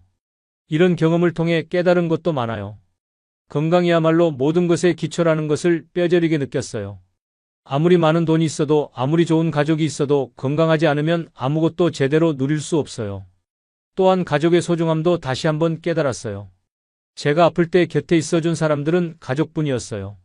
다른 사람들은 대부분 멀어졌지만 가족은 끝까지 저를 돌봐줬어요. 지금도 늦지 않았다고 생각해요. 비록 완전한 건강을 되찾을 수는 없지만 지금이라도 건강관리를 소홀히 하지 않으려고 노력해요. 규칙적으로 약을 먹고 정기검진을 받고 적당한 운동을 하고 스트레스를 받지 않으려고 해요. 젊은이들에게 간절히 말하고 싶어요. 건강을 당연하게 여기지 마세요. 지금 당장 운동을 시작하세요. 금연 금주하세요. 규칙적으로 검진을 받으세요. 스트레스 관리를 하세요. 나는 아직 젊으니까 괜찮아라는 생각은 위험해요. 건강은 하루아침에 무너질 수 있어요. 특히 30대, 40대의 생활 습관이 50대, 60대의 건강을 결정해요. 성공을 위해 몸을 혹사시키지 마세요. 건강이 있어야 성공도 의미가 있어요. 건강을 잃으면 정말로 모든 것을 잃어요. 정기 건강검진을 꼭 받으세요. 그리고 이상 소견이 나오면 절대 무시하지 마세요. 초기에 발견하면 치료할 수 있는 병들이 많아요. 하지만 방치하면 돌이킬 수 없게 돼요. 스트레스 관리도 중요해요. 스트레스는 모든 병의 원인이 돼요. 일이 아무리 바빠도 휴식 시간을 가지세요. 취미 활동을 하세요. 가족, 친구들과의 시간을 가지세요. 건강은 잃어버린 후에 소중함을 깨달아서는 안 되는 거예요. 지금 이 순간부터 건강 관리를 시작하세요. 미래의 여러분이 지금의 선택에 감사할 거예요. 할머니의 세 번째 이야기는 친구 관계에 대한 것이었어요. 젊은이 세 번째로 알아야 할 건 진짜 친구는 손가락으로 셀 정도라는 거예요. 저는 80년을 살아오면서 깨달았어요. 진정한 친구는 정말 드물다는 것을요. 젊을 때 저는 인맥이 넓다고 자부했어요. 학교 친구들, 동네 사람들, 교회 사람들, 각종 모임에서 만난 사람들. 전화번호부에는 수백 명의 연락처가 들어 있었어요. 모임에서는 항상 인기가 많았어요. 제가 이야기를 하면 다들 관심 있게 들어줬고 제 농담에 웃어줬어요. 각종 모임에서도 빠지지 않는 멤버였고요. 특히 남편이 사업을 할 때는 더욱 그랬어요. 사람이 재산이다라는 말을 믿으며 온갖 모임에 참석했어요. 동창회, 향후회, 부녀회, 교회 모임. 일주일에 서너 번은 누군가와 만나서 이야기를 나눴어요. 그때는 정말 많은 사람들이 저를 좋아한다고 생각했어요. 제가 나타나면 반갑게 인사해주고 제 이야기에 고개를 끄덕여 주었거든요. 역시 내가 인기가 많구나라고 스스로 만족했어요. 남편 사업이 잘 될 때는 더욱 그랬어요. 제가 전화만 하면 언제든 만나자고 했고 제가 하는 이야기에 관심을 보였어요. 저를 사모님이라고 부르며 잘 대해줬어요. 그때는 내가 정말 많은 사람들에게 사랑받고 있구나라고 착각했어요. 하지만 남편 사업이 어려워지고 제가 아프게 되면서 상황이 완전히 바뀌었어요. 가장 먼저 변한 것은 사업 관련 지인들이었어요. 예전에는 제가 전화만 하면 언제든 만나자고 했던 사람들이 갑자기 바쁘다는 핑계로 만남을 피하기 시작했어요. 잠깐 도움 좀 부탁할 게 있는데라고 말했을 때 그동안 저에게 온갖 친절을 베풀던 사람들의 진짜 모습을 알게 됐어요. 지금 저희도 어려워서요. 다른 곳에 투자해서 여유가 없어요. 등등 온갖 이유로 거절당했어요. 특히 충격적이었던 것은 평소에 가장 가깝다고 생각했던 몇 사람의 반응이었어요. 한 사람은 언니 저도 요즘 어려워서요라고 하면서 그 다음 주에 새 차를 샀더라고요. 또 다른 사람은 제가 도와드리고 싶지만이라고 말하면서 아예 연락을 끊어버렸어요. 더 충격적이었던 것은 각종 모임에서의 일이었어요. 그동안 제가 자주 모임비를 내고 간식 비용도 부담했었는데 사정이 어려워져서 몇 번 참석하지 못했더니 아예 연락이 오지 않더라고요. 나중에 들어보니 제가 없는 사이에도 모임은 계속되고 있었어요. 한 번은 우연히 그 모임 사람들을 마트에서 만났어요. 서로 어색해하면서 언니 연락드리려고 했는데라고 말했지만 그 이후에도 연락은 오지 않았어요. 결국 제가 돈을 낼 때만 필요한 사람이었던 거죠. 병원에 입원했을 때는 더욱 확실히 깨달았어요. 수백 명의 지인 중에서 문병을 온 사람은 손에 꼽을 정도였어요. 그마저도 의례적으로 잠깐 들렀다가 가는 수준이었죠. 정말 가슴 아팠던 것은 평소에 가장 가깝다고 생각했던 몇몇 사람들조차 소식을 전해도 모른 척했다는 거예요. 바빠서 못 갔어요. 병원을 워낙 싫어해서라는 핑계들을 들었어요. 하지만 정말 마음이 있었다면 바쁘더라도 잠깐은 시간을 낼 수 있었을 거예요. 결국 저는 그들에게 그 정도 가치밖에 없는 사람이었던 거예요. 반면에 정말 예상치 못한 사람들이 진심 어린 관심을 보여줬어요. 20년 전에 함께 동네 부녀회를 했던 후배가 매주 과일을 사가지고 와서 안부를 물었어요. 이사 간 지 오래됐는데도 불구하고 말이에요. 그 후배는 언니가 어려울 때 저를 많이 도와주셨잖아요 라고 말했어요. 동네 슈퍼 아주머니가 이번 소식을 듣고 손수 만든 미역국을 가져다 주셨어요. 특별히 가까운 사이도 아니었는데 우리 동네 사람이 아프다는데 그냥 넘어갈 수 없어서라고 하시더라고요. 그 미역국을 먹으면서 정말 감동받았어요. 오래전에 이사간 이웃 아주머니가 멀리서 찾아와 언니 몸조리 잘하세요 라며 위로해 주셨어요. 10년 전에 이사 가신 분인데 누군가를 통해 소식을 듣고 오셨다고 했어요. 딱히 친하게 지내지도 않았는데 이렇게 찾아와 주신 것이 고마웠어요. 가장 놀라웠던 것은 고등학교 동창의 방문이었어요. 졸업 후 50년 넘게 연락하지 않았던 친구였는데 동창의 연락망을 통해 소식을 듣고 찾아왔어요. 야, 너 왜 아프냐? 우리가 언제까지 살겠나라며 걱정해 주더라고요. 그때 깨달았어요. 진정한 친구란 내가 잘 나갈 때 옆에 있는 사람이 아니라 내가 어려울 때 함께 해주는 사람이라는 것을요. 내 지위나 재산과 상관없이 나라는 사람 자체를 좋아해주는 사람이라는 것을요. 퇴원 후에도 이런 경험은 계속됐어요. 예전에 자주 만나던 사람들과는 점점 연락이 뜸해졌어요. 제가 더 이상 그들에게 도움이 되지 않는다는 것을 서로 알고 있었기 때문일 거예요. 억지로 연락을 해봐도 어색한 분위기는 감출 수 없었어요. 다양한 모임들도 마찬가지였어요. 건강상 참석하기 어려워지면서 자연스럽게 멀어졌어요. 처음에는 서운하고 외로웠어요. 내가 그렇게 많은 사람들과 친하게 지냈는데라는 생각이 들었죠. 하지만 시간이 지나면서 이것이 자연스러운 일이라는 것을 받아들이게 됐어요. 오히려 이제는 몇 안 되는 진정한 친구들과의 관계가 더욱 소중해졌어요. 고등학교 동창 친구는 지금도 한 달에 한 번씩 만나요. 별다른 목적도 없이 그냥 차나 한 잔 마시면서 이야기를 나눠요. 옛날 이야기도 하고 요즘 걱정거리도 털어놓고요. 20년 전 후배도 가끔 연락을 줘요. 지금은 본인도 아이들이 다 커서 시간이 좀 있는데 가끔 조언을 구하기도 하고 그냥 안부를 묻기도 해요. 그럴 때마다 정말 고맙다는 생각이 들어요. 이웃 아주머니와도 가끔 만나요. 둘 다 나이가 들어서 건강 이야기를 많이 하는데 서로 위로가 돼요. 우리 나이에 건강이 최고지라며 웃기도 하고 자식들 걱정 얘기하며 격려해 주기도 해요. 지금 88세가 되어 돌아보니 진정한 의미에서 친구라고 부를 수 있는 사람은 정말 손에 꼽아요. 초등학교 때부터 알고 지낸 친구 1명, 고등학교 동창 1명, 어려울 때 진심으로 도와준 후배 몇 명, 이웃 아주머니 1분. 이게 전부예요. 하지만 이제는 그것으로 충분하다고 생각해요. 수백 명의 피상적인 지인보다 1명의 진정한 친구가 더 소중하다는 것을 깨달았거든요. 그들과 함께 나누는 대화는 어떤 화려한 모임보다도 의미 있고 그들의 따뜻한 관심은 어떤 사회적 성공보다도 가치 있어요. 이제 저는 새로운 사람들과 인맥을 쌓으려고 노력하지 않아요. 대신 지금 있는 몇 명의 진정한 친구들과의 관계를 더욱 소중히 여겨요. 자주 연락하고 가끔 만나서 이야기를 나누고 서로의 안부를 확인해요. 젊은이들에게 조언하고 싶어요. 인맥 쌓기에만 몰두하지 마세요. 진정한 우정을 키워가세요. 상대방의 지위나 능력이 아니라 인품을 보고 사귀세요. 그리고 내가 먼저 진정한 친구가 되려고 노력하세요. 진정한 친구가 되려면 상대방이 어려울 때 외면하지 말고 함께해 주어야 해요. 상대방의 성공을 진심으로 축하해주고 실패했을 때는 위로해 주어야 해요. 이익관계가 아닌 순수한 우정을 나누어야 해요. 또한 너무 많은 사람들과 친해지려고 하지 마세요. 진정한 우정은 깊이가 중요해요. 얕은 관계를 100개 가지는 것보다 깊은 관계를 10개 가지는 것이 더 좋아요. 그리고 그 깊은 관계를 평생 유지하려고 노력하세요. 진정한 친구는 인생의 가장 큰 보물이에요. 돈이나 명예는 잃어도 다시 얻을 수 있지만 진정한 친구는 한번 잃으면 다시 만들기 어려워요. 그러니 지금 곁에 있는 소중한 사람들을 더욱 소중히 여기세요. 할머니의 네 번째 이야기는 자녀와의 관계에 대한 것이었어요. 젊은이 네 번째로 알아야 할 건 자식들도 자기 인생이 있다는 거예요. 이건 정말 받아들이기 어려운 진실이었어요. 나는 평생 자식들을 위해 살았다고 생각했거든요. 임신했을 때부터 아이들을 위해 몸조리를 했고 태교도 열심히 했어요. 아이들이 태어나서는 밤잠을 설쳐가며 돌봤고 아프면 밤새 간호했어요. 아이들이 자라면서는 좋은 것만 먹이려고 했고 좋은 옷만 입히려고 했어요. 교육비를 위해서 제가 하고 싶은 것들을 다 포기했어요.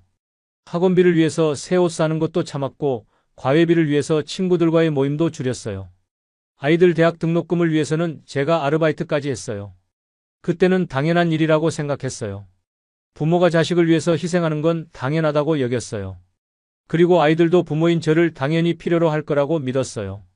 아이들이 어릴 때는 정말 그랬어요. 엄마, 엄마 하면서 저만 찾았어요. 제가 없으면 안 된다는 느낌이 들었어요. 아이들이 저를 의지하고 사랑한다는 걸 느낄 수 있었어요. 하지만 아이들이 자라면서 조금씩 달라지기 시작했어요.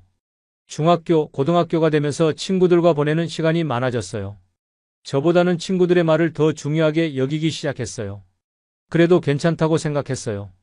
성장하는 과정이니까 그럴 수 있다고 여겼어요. 대학에 가서도 마찬가지였어요. 집에 있는 시간보다 밖에 있는 시간이 더 많아졌어요. 하지만 저는 여전히 아이들이 저를 필요로 한다고 생각했어요. 용돈도 보내주고 반찬도 해서 가져다주고 아프면 간병도 해줬어요. 진짜 변화는 아이들이 결혼하고 나서부터였어요. 이제는 각자의 가정이 생겼으니까 당연히 바빠질 거라고 생각했어요. 하지만 곧 돌아올 거라고 믿었어요. 그런데 시간이 지날수록 연락이 줄어들더라고요. 처음에는 일주일에 한 번씩 안부 전화가 왔는데 나중에는 한 달에 한 번, 그 다음에는 명절이나 생일 때만 연락이 왔어요. 제가 먼저 연락하면 엄마, 지금 좀 바빠요. 나중에 다시 전화드릴게요라고 하는데 그 나중은 잘 오지 않았어요. 손자, 손녀가 생기면서는 더욱 그랬어요. 아이들의 관심이 온통 자기 자녀들에게만 쏠려 있었어요. 저는 이제 가끔 안부나 묻는 정도의 존재가 되어버렸어요. 처음에는 서운했어요. 내가 이렇게 희생해서 키웠는데라는 생각이 들었어요. 하지만 시간이 지나면서 깨달았어요. 이게 자연스러운 일이라는 것을요. 아이들도 이제 어른이 되어서 각자의 인생을 살아가고 있는 거예요. 저도 젊었을 때를 생각해보니 마찬가지였어요. 결혼하고 아이가 생기면서 부모님보다는 제 가정에 더 신경을 썼거든요. 이제는 이해해요. 아이들이 저를 사랑하지 않는 게 아니라 각자의 삶이 있는 거라는 걸요. 그리고 그게 건강한 거라는 것도요. 부모에게 의존해서 사는 것보다는 독립적으로 살아가는 게 더 좋은 거잖아요. 하지만 이걸 받아들이는 과정은 쉽지 않았어요. 외로움을 많이 느꼈어요. 특히 명절 때는 더욱 그랬어요. 예전에는 온 가족이 모여서 북적거렸는데 이제는 각자 바빠서 오는 사람도 적고 와도 금방 가버려요. 그때 깨달았어요. 내가 아이들에게 너무 많은 기대를 했구나. 아이들이 평생 저를 필요로 할 거라고 착각했구나. 그래서 이제는 기대를 낮췄어요. 아이들이 연락을 안 해도 서운해하지 않으려고 노력해요. 대신 제가 먼저 안부 인사를 해요. 부담 주지 않는 선에서요. 그리고 제 자신의 삶을 만들어가려고 노력해요. 아이들에게만 의존하지 않고 제 나름대로 하루하루를 의미 있게 보내려고 해요. 요양원에 와서도 마찬가지예요.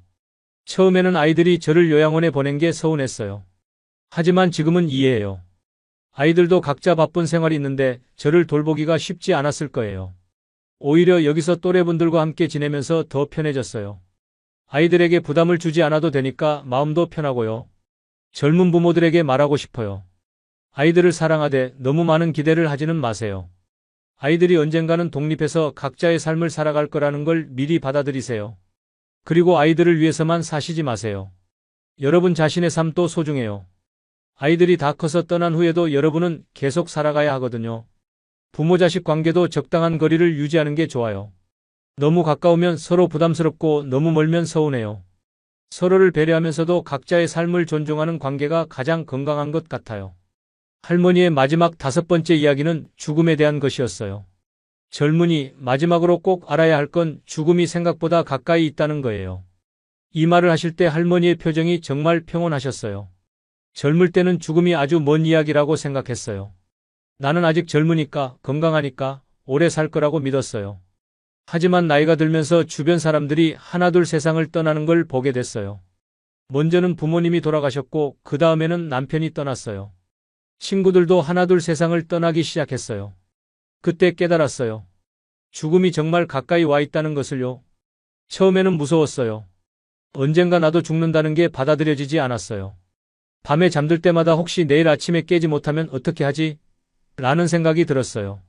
하지만 시간이 지나면서 조금씩 받아들이게 됐어요. 죽음은 누구에게나 오는 자연스러운 일이라는 것을요. 오히려 이제는 죽음을 생각하는 것이 삶을 더 의미 있게 만든다고 느껴요. 언젠가 끝이 온다는 걸 알기 때문에 지금 이 순간이 더 소중해졌어요. 남편이 돌아가신 후에는 더욱 그랬어요. 남편과 함께 보낸 시간들이 얼마나 소중했는지 깨달았어요. 그때는 당연하다고 생각했던 일상들이 사실은 기적 같은 시간들이었다는 걸 알게 됐어요. 그래서 지금은 죽음에 대한 준비를 하고 있어요. 무서워서가 아니라 남겨질 사람들을 위해서요. 유언장도 써놨고 제가 죽으면 어떻게 해달라는 것도 자세히 정리해뒀어요. 장례식은 간소하게 하고 재산은 어떻게 나눠주고 이런 것들을요.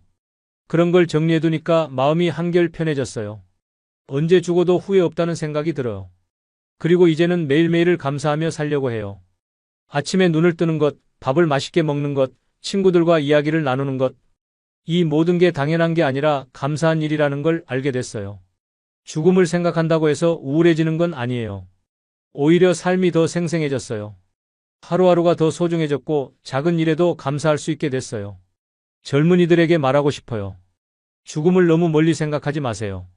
언젠가는 모두에게 오는 일이에요. 하지만 그렇다고 해서 무서워할 필요는 없어요. 대신 그 사실을 받아들이고 지금 이 순간을 더 의미 있게 살아가세요.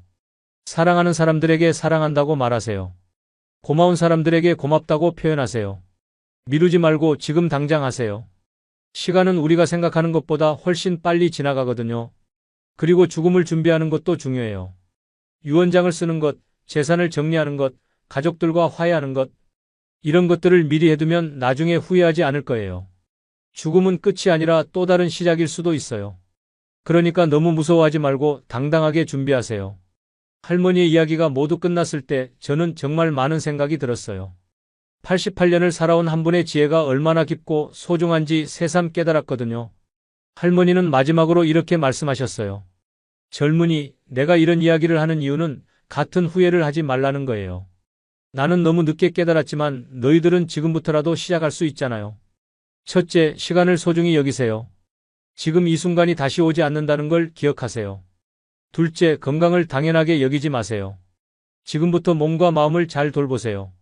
셋째, 진정한 친구를 만들고 소중히 하세요. 피상적인 인맥보다 깊은 우정이 더 소중해요. 넷째, 가족을 사랑하되 적당한 거리를 유지하세요. 서로에게 의존하지 말고 독립적으로 살아가세요. 다섯째, 죽음을 받아들이고 준비하세요. 그래야 남은 삶을 더 의미 있게 살 수 있어요. 이 5가지만 기억하시면 여러분은 저처럼 후회하지 않을 거예요. 늦기 전에 깨달으셔서 정말 다행이에요. 저는 할머니의 이야기를 들으면서 정말 많은 것을 배웠습니다. 단순히 나이 든 분의 경험담이 아니라 인생을 제대로 사는 방법에 대한 구체적인 가이드였어요. 특히 인상 깊었던 건 할머니가 후회만 하시는 게 아니라 그 경험을 통해 지혜를 얻으셨다는 점이었어요. 그리고 그 지혜를 젊은 세대에게 전해주고 싶어 하셨다는 점이요. 지금 이 영상을 보고 계신 분들 중에도 비슷한 고민을 하고 계신 분들이 많을 거예요. 특히 30대, 40대, 50대 분들은 할머니 이야기에 많은 부분 공감하실 거예요. 하지만 할머니 말씀처럼 지금이라도 늦지 않았어요. 오히려 미리 알게 된 것이 정말 다행이에요. 오늘부터 할머니가 알려주신 5가지를 하나씩 실천해 보시는 건 어떨까요? 시간 소중히 여기기, 건강 챙기기, 진정한 관계 만들기, 적절한 거리 유지하기, 준비된 삶 살기. 작은 변화가 큰 차이를 만듭니다. 할머니가 보여주신 것처럼 우리도 후회 없는 인생을 살 수 있어요. 다음 영상에서는 행복한 노년을 위한 구체적인 준비 방법에 대해 더 자세히 알아보겠습니다. 할머니께서 알려주신 또 다른 지혜들이 있거든요. 오늘 이야기가 도움이 되셨다면 구독과 좋아요 부탁드려요. 그리고 주변에 필요한 분들께 꼭 공유해주세요. 특히 부모님께 보여드리시면 정말 좋을 것 같아요. 건강하고 행복한 하루 보내세요. 감사합니다.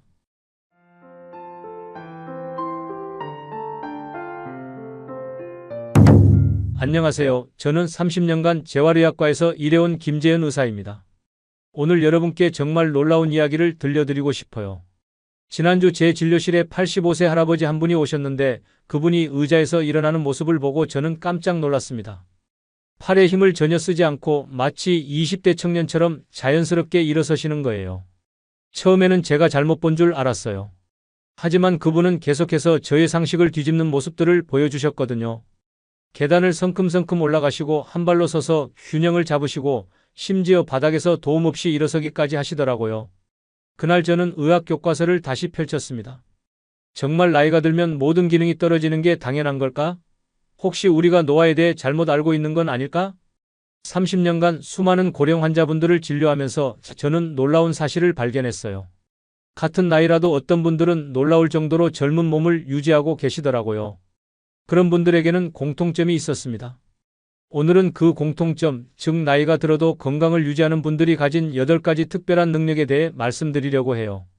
혹시 이 중에서 몇 가지라도 여러분이 할 수 있다면 여러분은 정말 특별한 분이에요. 그리고 만약 아직 못하신다고 해도 걱정하지 마세요. 이 능력들은 충분히 다시 기를 수 있거든요. 지금부터 차근차근 설명해 드릴게요. 먼저 첫 번째 능력부터 살펴보겠습니다. 팔 힘을 전혀 쓰지 않고 의자에서 일어서는 것. 이게 왜 그렇게 중요할까요? 많은 분들이 이걸 단순한 다리 힘의 문제라고 생각하세요. 하지만 의학적으로 보면 훨씬 복합적인 능력이에요. 하체 근력, 코어 안정성, 균형 감각, 그리고 전신의 협응력이 모두 조화롭게 작동해야 가능한 동작이거든요. 제가 진료실에서 자주 보는 패턴이 있어요. 처음에는 아주 살짝 팔걸이에 손을 대고 일어나시다가 점점 더 많이 의존하게 되시고 나중에는 온 힘을 다해 팔을 써야만 일어나실 수 있게 되는 거예요. 그런데 놀라운 건 이 과정이 가역적이라는 거예요. 즉, 다시 되돌릴 수 있다는 뜻이에요. 실제로 제가 치료한 87세 박영수 할아버지 사례를 말씀드릴 겸. 할아버지는 처음 오셨을 때 휠체어를 타고 계셨어요. 몇 년 전에 넘어져서 다치신 후로 걷기가 어려워지셨다고 하더라고요. 하지만 정밀검사 결과 뼈나 관절에는 큰 문제가 없었어요. 단지 근육이 많이 약해져 있었을 뿐이었죠. 그래서 저희는 아주 간단한 운동부터 시작했어요. 처음에는 침대에 앉은 채로 다리를 들어 올리는 운동을 하셨어요. 하루에 10번씩 일주일에 3일만요. 그 다음 주에는 의자에 앉아서 일어서는 연습을 벽을 짚고 하셨고요. 정말 놀라운 일이 일어났어요. 석 달 후에 할아버지는 팔 힘을 전혀 쓰지 않고 의자에서 일어나실 수 있게 되셨거든요. 그뿐만 아니라 지팡이 없이도 걸으실 수 있게 되셨어요. 할아버지가 하신 말씀이 지금도 기억나요. 선생님, 제가 이렇게 다시 일어설 수 있을 줄 몰랐어요. 이제 손자들 앞에서도 당당할 수 있겠어요. 여러분도 지금 한번 해보세요. 의자에 앉아 계신다면 팔을 가슴에 X자로 모으고 일어나 보세요. 만약 흔들림 없이 자연스럽게 일어나실 수 있다면 여러분의 하체 근력과 코어는 아직 정말 건강하다는 뜻이에요. 혹시 어렵다면 걱정하지 마세요. 이건 충분히 향상시킬 수 있는 능력이거든요. 단, 반드시 안전을 먼저 생각하시고 처음에는 주변에 잡을 수 있는 것이 있는 상태에서 시도해 보세요. 두 번째 능력은 계단을 쉬지 않고 올라가는 것입니다. 계단 오르기는 정말 정직한 건강 지표예요. 심장, 폐, 다리 근육, 균형 감각이 모두 조화롭게 작동해야 하거든요. 저희 병원에서도 환자분들의 전반적인 체력을 평가할 때 계단 테스트를 자주 활용해요. 흥미로운 연구 결과가 있어요. 계단을 빠르게 오를 수 있는 고령자일수록 심혈관 질환 위험이 현저히 낮다는 거예요. 왜 그럴까요?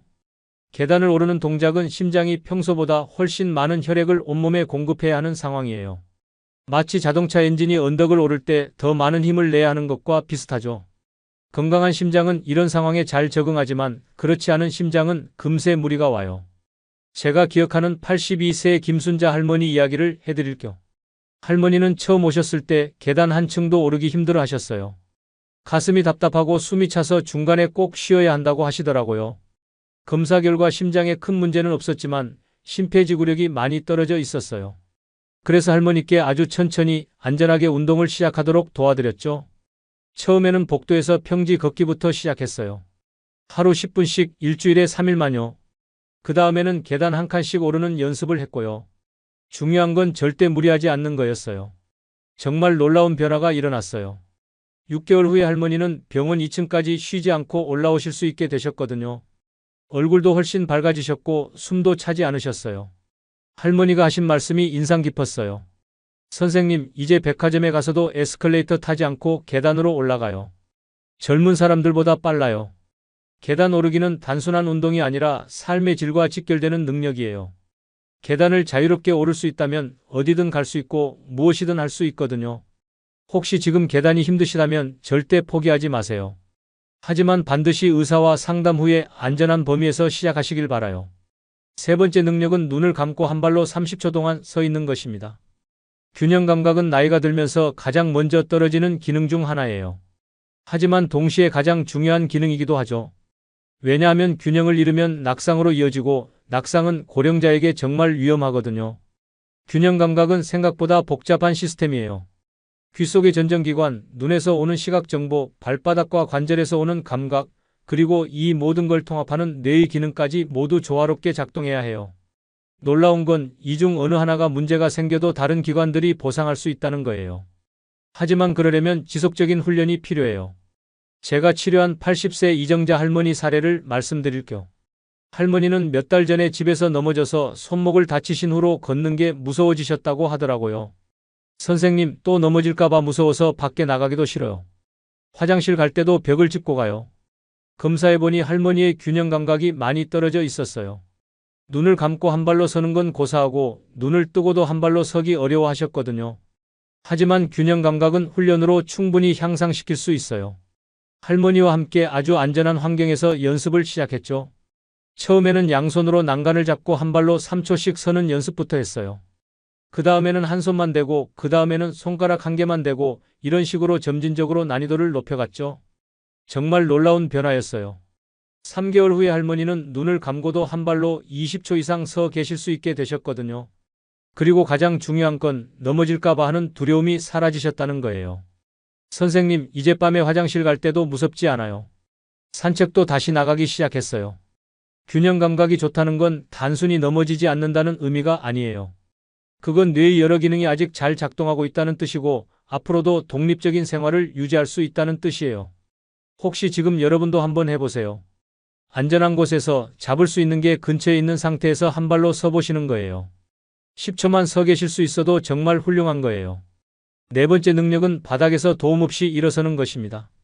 이 동작은 정말 전신의 협응력을 보여주는 최고의 테스트예요. 다리 근력, 코어 안정성, 팔의 지지력, 유연성, 균형 감각, 그리고 전신의 조율 능력까지 모든 게 필요하거든요. 많은 고령자분들이 어느 순간부터 바닥을 피하기 시작해요. 손자와 놀 때도 물건을 줍을 때도 바닥에 앉는 걸 꺼려 하시죠. 왜냐하면 다시 일어설 자신이 없기 때문이에요. 하지만 이런 회피가 계속되면 관련 근육들이 더욱 약해지고 결국 정말로 할 수 없게 되는 악순환에 빠져요. 제가 기억하는 84세 최영호 할아버지 이야기를 해드릴게요. 할아버지는 처음 오셨을 때 선생님, 저는 이제 바닥에 앉으면 일어날 수가 없어요.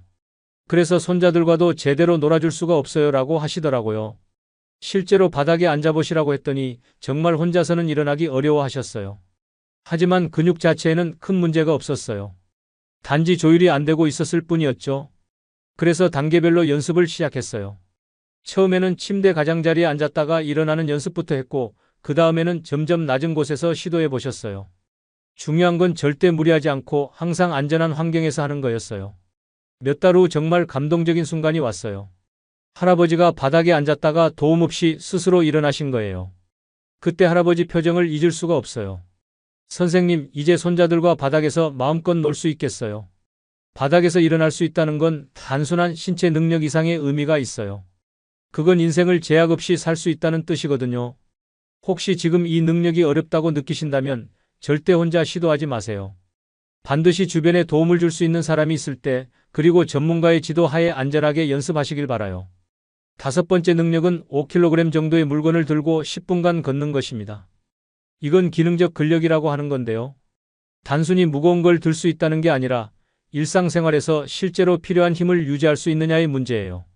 5kg이면 큰 쌀포대나 장본 가방 정도의 무게예요. 이 정도를 들고 걸을 수 있다면 일상생활에서 필요한 대부분의 활동을 혼자 할 수 있다는 뜻이에요. 나이가 들면서 근육량은 자연스럽게 줄어들어요. 하지만 적절한 자극을 계속 주면 놀라울 정도로 유지되고 심지어 늘어나기도 해요. 제가 치료한 79세 박미자 할머니 사례를 말씀드릴게요. 할머니는 몇 년 전부터 장을 볼 때마다 힘들어 하셨다고 해요. 예전에는 한 번에 다 들고 올 수 있었는데 이제는 여러 번 나눠서 가져와야 한다고 하시더라고요. 선생님, 요즘은 우유 한 팩 들고 가는 것도 힘들어요. 이래서 어떻게 혼자 살아요? 검사 결과 할머니의 근력이 많이 떨어져 있었어요. 하지만 관절이나 뼈에는 문제가 없었죠. 그래서 안전한 근력 운동을 시작하기로 했어요. 처음에는 페트병에 물을 반만 채워서 들어올리는 운동부터 시작했어요. 하루에 10번씩 일주일에 3일만요. 그 다음에는 점점 무게를 늘려갔고요. 정말 놀라운 변화였어요. 6개월 후에 할머니는 5kg 쌀포대를 혼자 들고 다닐 수 있게 되셨거든요. 그뿐만 아니라 전반적인 활력도 훨씬 좋아지셨어요. 선생님, 이제 장 보는 게 즐거워졌어요. 혼자서도 뭐든 할 수 있다는 자신감이 생겼어요. 근력은 나이와 상관없이 향상시킬 수 있어요. 단, 반드시 본인의 상태에 맞는 강도로 안전하게 해야 해요. 무리하면 오히려 다칠 수 있거든요. 여섯 번째 능력은 3분간 빠른 걸음으로 걷는 것입니다.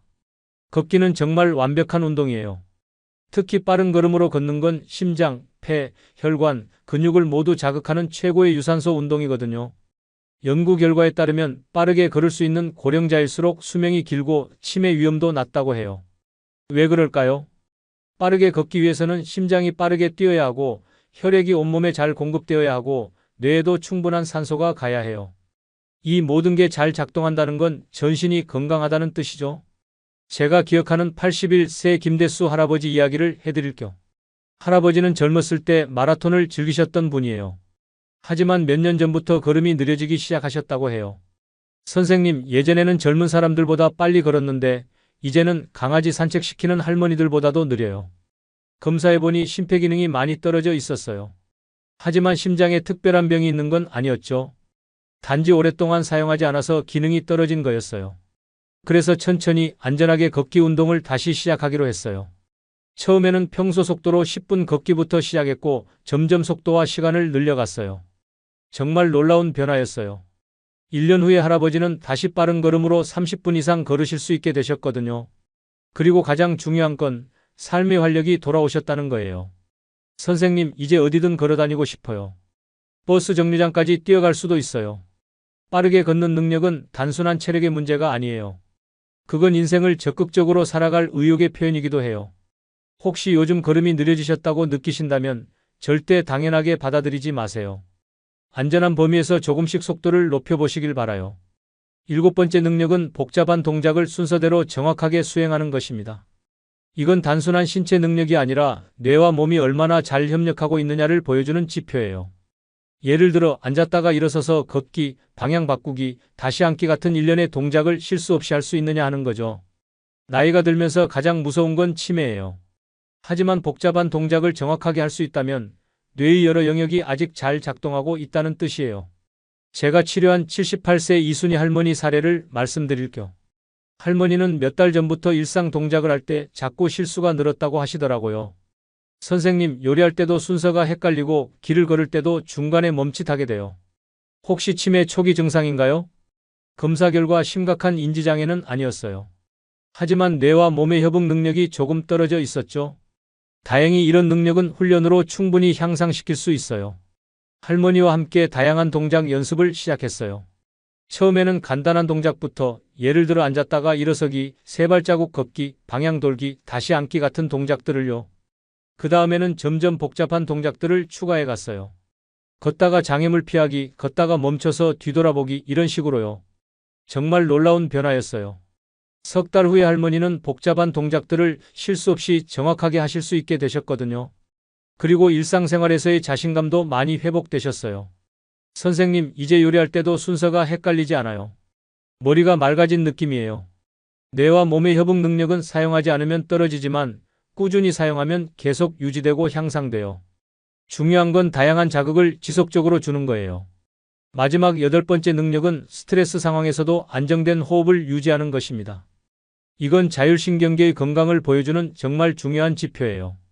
젊을 때는 스트레스를 받아도 금세 회복되지만 나이가 들면서 이런 회복력이 떨어져요. 하지만 여전히 스트레스 상황에서 침착함을 유지할 수 있다면 그건 정신적, 신체적 회복력이 아직 살아있다는 뜻이에요. 제가 기억하는 83세 정윤경 할머니 이야기를 해드릴게요. 할머니는 몇 년 전부터 조금만 놀라거나 당황해도 가슴이 두근거리고 숨이 가빠지셨다고 해요. 선생님, 요즘은 전화벨 소리만 들어도 심장이 쿵쾅거려요. 이러다가 심장병 생기는 건 아닐까요? 검사 결과 심장에는 문제가 없었어요. 하지만 자율신경계의 균형이 조금 깨져 있었죠. 이런 경우에는 호흡법과 이완법이 정말 도움이 돼요. 할머니께 간단한 복식호흡법을 가르쳐 드렸어요. 스트레스를 받을 때마다 천천히 코로 숨을 들이마시고 배가 나오도록 하고 입으로 천천히 내쉬는 거예요. 처음에는 어색해 하셨지만 몇 주 연습하시니까 놀라운 변화가 일어났어요. 예상치 못한 상황이 생겨도 침착하게 대처하실 수 있게 되신 거예요. 선생님, 이제 갑자기 무슨 일이 생겨도 당황하지 않아요. 마음이 평온해졌어요. 정신적 회복력은 나이와 상관없이 기를 수 있는 능력이에요. 오히려 인생 경험이 많은 분들이 더 유리할 수도 있죠. 지금까지 8가지 능력에 대해 말씀드렸는데요. 혹시 이 중에서 몇 가지나 하실 수 있으셨나요? 하나도 못하신다고 해서 절망할 필요는 없어요. 이 모든 능력들은 적절한 훈련과 노력으로 충분히 향상시킬 수 있거든요. 중요한 건 포기하지 않는 마음이에요. 그리고 반대로 대부분을 하실 수 있다면 여러분은 정말 특별한 분이에요. 같은 나이의 다른 분들보다 훨씬 건강하게 나이 들고 계신다는 뜻이거든요. 의학적으로 봤을 때 이 8가지 능력은 서로 독립적인 게 아니에요. 모두 연결되어 있어서 하나가 좋아지면 다른 것들도 함께 좋아지는 경향이 있어요. 예를 들어 균형 감각이 좋아지면 걷기도 더 안정되고 근력이 좋아지면 일상생활도 더 수월해지죠. 그리고 신체적 능력이 향상되면 자신감도 생기고 정신적 건강도 좋아져요. 그래서 저는 환자분들께 항상 이렇게 말씀드려요. 한 가지씩 차근차근 시작해 보세요. 작은 변화가 큰 차이를 만들어낼 거예요. 하지만 가장 중요한 건 안전이에요. 무엇보다 본인의 현재 상태를 정확히 파악하고 무리하지 않는 범위에서 시작하는 게 중요해요. 가능하다면 의료진이나 전문가의 도움을 받으시길 권해요. 마지막으로 여러분께 꼭 전하고 싶은 말씀이 있어요. 나이 든다는 건 모든 기능이 떨어진다는 뜻이 아니에요. 적절한 관리와 노력으로 충분히 건강하게 나이 들 수 있어요. 30년간 수많은 환자분들을 만나면서 저는 확신하게 됐어요. 나이는 숫자에 불과하다는 것을요. 정말 중요한 건 어떻게 그 나이를 살아가느냐 하는 거예요. 오늘 말씀드린 8가지 능력 하나씩 차근차근 시작해 보세요. 분명히 여러분의 인생에 긍정적인 변화가 일어날 거예요. 다음 영상에서는 100세까지 건강하게 사는 구체적인 방법들에 대해 더 자세히 알아보겠습니다. 의학적으로 검증된 장수의 비밀들을 준비해 두었거든요. 오늘 영상이 도움이 되셨다면 구독과 좋아요 부탁드려요. 그리고 주변에 필요한 분들께 꼭 공유해 주세요. 특히 나이 드신 부모님이나 어르신들께 보여드리시면 정말 좋을 것 같아요. 건강하고 활기찬 노년을 위해 함께 노력해요. 감사합니다.